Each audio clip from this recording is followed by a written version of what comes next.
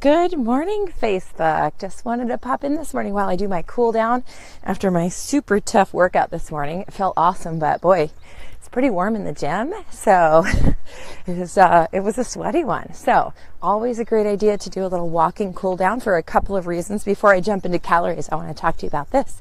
A couple of reasons. One, because we never want to just stop a hard workout with our metabolism or our heart rate rev, or a system, I guess I should say, revved. Because a lot of times what people do is they get this hard workout and they're like, I gotta go, and they rush off to their morning.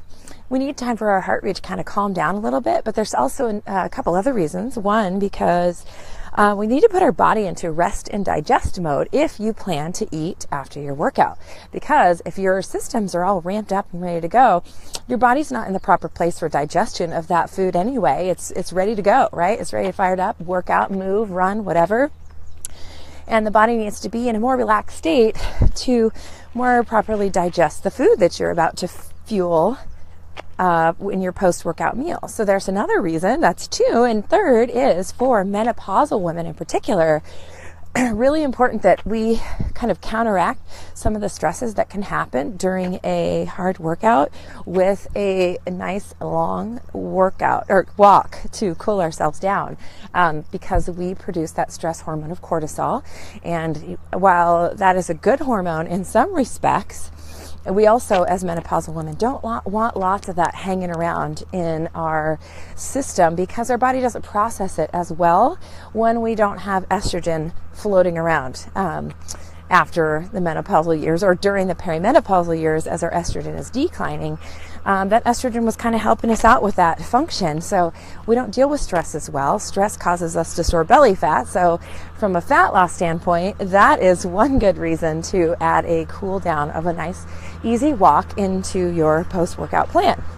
So, all right, let's jump into calories. So this has been on my mind a lot lately because I keep hearing people in these fitness groups, and they're frustrated. I've heard this so many times just this week alone, and this is such an interesting deal, as they're super frustrated because they feel like they're doing everything right. They're making it to the gym every day.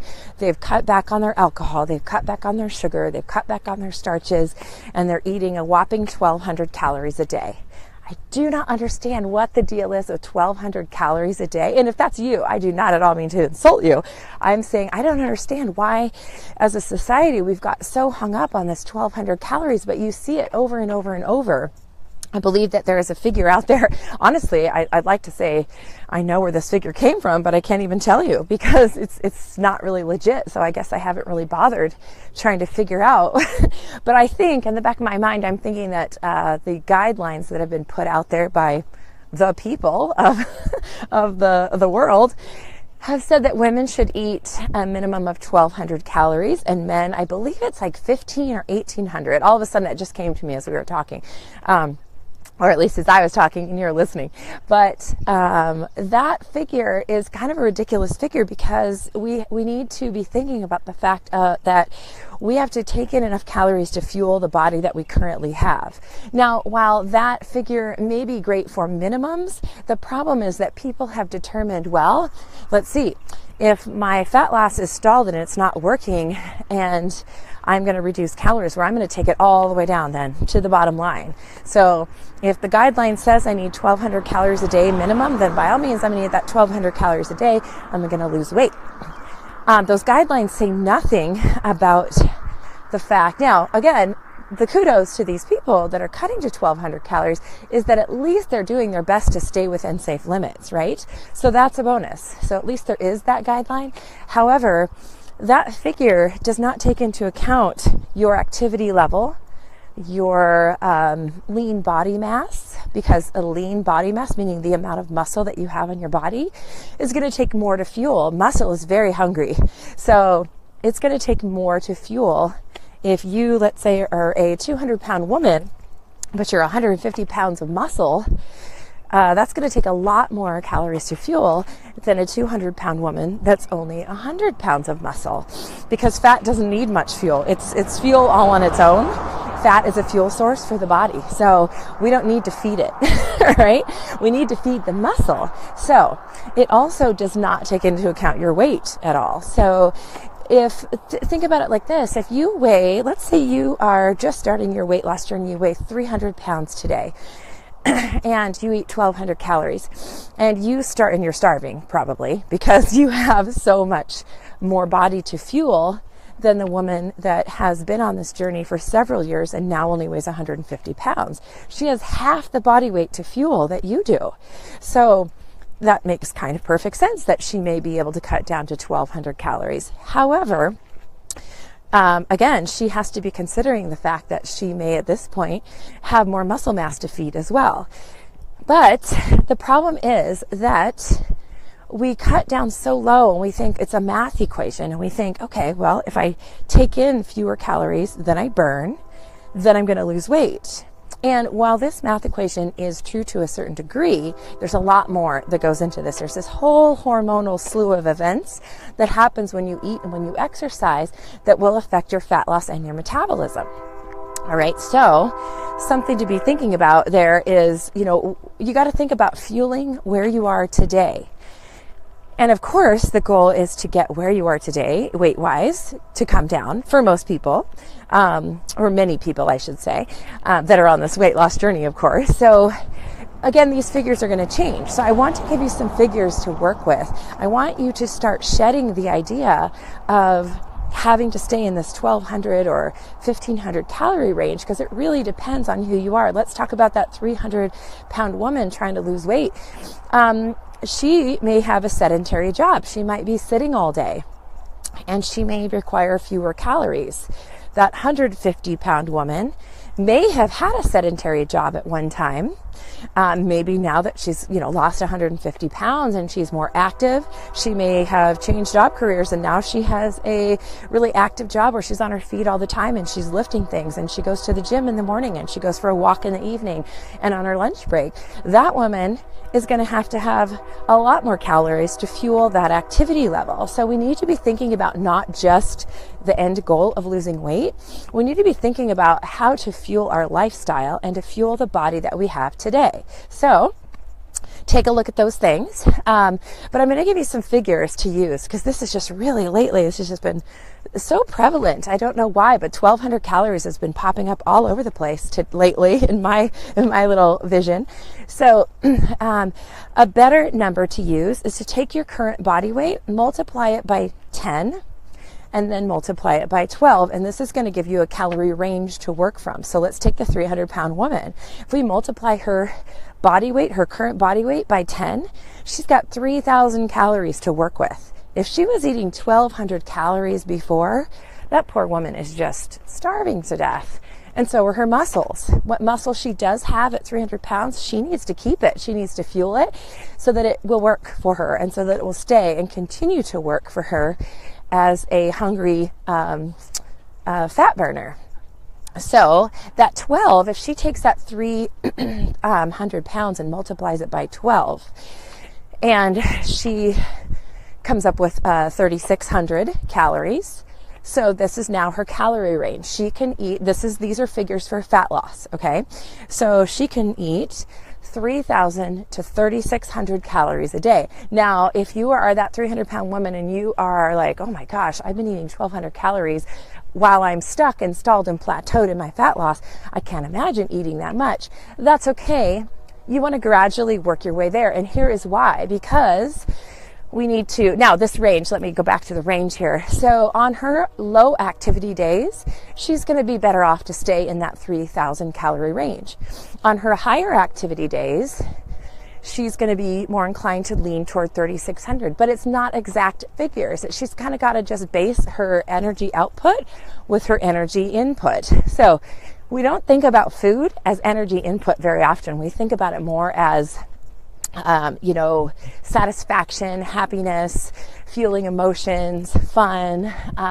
We need to start thinking about food as fuel and energy. So, because that's exactly what it is. We eat it. Maybe we have fun while we're eating it, but ultimately it's turning to energy And it's a matter of whether we're going to use that energy for our activity or not. So that 300-pound woman should look at a range of 3,000 to 3,600 calories if fat loss is her goal. If maintenance is her goal, she might take that figure, multiply her current body weight by a figure of 13 to 14. Okay, if maintenance is her goal. If muscle gain is her goal, or if you're a very small person and you just want to gain weight in general, preferably muscle, you should be looking at more like 15 calories per pound of body weight. So she would take that 300 pounds of body weight, multiply it by 15. So for fat loss, you multiply by 10 to 12. For maintenance, weight maintenance, you're going to multiply by 13 or 14 to get your range. And for muscle mass gain, you're going to multiply by 15. Now, this is, again, dependent on your activity. There's nothing that I ever teach you all is hard and fast. It's all an experiment. You have to be willing to test it out and see how your body responds. Now, let's go back to that 300-pound woman that now I just told her to eat 3,000 calories. I'm sure she's freaking out right now because she thinks, how can I possibly lose weight if I'm not losing weight on 1,200 calories a day while starving to death? And how could I possibly lose weight by adding calories? So here's the story with this. When you take a 300-pound body that requires about 3,000 calories a day to fuel itself, just to sustain itself, and then you cut that in half or more and only give it 1,200 calories, it's going to stall. It's like a bear in hibernation. Everything's going to slow down because it's like, whoa, this is not good. She just increased her activity level because she wants to lose weight, but she just hacked my energy down by half of what I require or more. And so the body is going to say, no, can't do this. It's going to put the brakes on, just exactly like your car will do. If you ask it to go on an all-day road trip and you ask it to drive for 12 hours straight, but only give it one tank of gas, what's going to happen there? You are going to find yourself on the side of the road, completely stalled until you give it more fuel. It's exactly the same. So the body slows down. Now, the body is a little more, mechanical in a different way than a car is. But what happens is the body slows down to preserve other functions. So your body is mainly concerned with survival. It needs to get you up in the morning. It needs to get you to work. It needs to keep your heart beating. It needs to... I'm walking down the street. There's a pretty little deer crossing. Actually, a little side note is a couple nights ago, there was a bear in our neighborhood. So I should probably pay more attention to what I'm doing while I'm walking along here. So your body, speaking of survival, your body is more concerned with survival than it is concerned about how you look in your bathing suit for your vacation. And so it's going to do everything it can to keep you functioning regardless of the bathing suit, right? So it's going to slow all systems down, or your metabolic systems down, so it can preserve energy for digestion, for taking care of your stress level, for letting your heart beat and your lungs expand and let your muscles contract and all these things. Much like, if you know anything about a bear in hibernation, for example, they go to a deep sleep and they don't eat all winter long. And the only way they can sustain life through that winter of no food is, or very little food, is for their metabolic system to slow way, way down. Shuts everything down. It's amazing, really, if you think of it. It shuts everything down so that they can be sustained from their fat stores through the winter. But the point is they're sustaining for life. So the bear's body wants it to live. So really important to remember that we need to be fueling the body for the amount of activity that we expect to have, rather than just looking at all this as an equation. So for that 300-pound woman that wants to lose weight, and I just told her to double her calorie intake. Now, this would probably, if you've been eating 1,200 calories and you're stuck in your stall, this jumping right up to 3,000 calories would probably make you sick or not feel very good. So I highly recommend, if you're doing this and you're stuck, and just a note is that in one of the Facebook groups that I belong to, weight loss groups, I noticed that this woman, one of the first times I saw a post about 1,200 calories last week was the girl had added calories and she finally started losing weight. And so I'm sure it was very scary for her to do this, but she was so frustrated and stuck. And so now that she's added these extra calories, her body's like, okay, we can carry on with our regular processes, including speeding up your metabolism, because there's actually fuel to be able to do that with, okay? So what I want you to do is slowly increase your calorie intake. You might just increase it by 200 calories at first. See how your body does. And if your body's like, yeah, this is working, it's releasing some fat, then you can go ahead and add a couple more 100 calories in the next week. And, give yourself a little time. You're going to have to experiment, as I said, to find that sweet spot that works for you and your body and your energy output and your activity levels. So, a couple wrap up. So this is something that I do in my Little Black Dress project is I give, which by the way is opening up in the fall of 2017. So keep your eyes open for that. I give meal plans, but I constantly am saying here, you have 6 weeks of meal plans here, but it is vital that you look at these meal plans as templates for what foods to eat to make sure that you're getting this really nutritious combination of foods throughout the day, throughout the week, throughout the meal.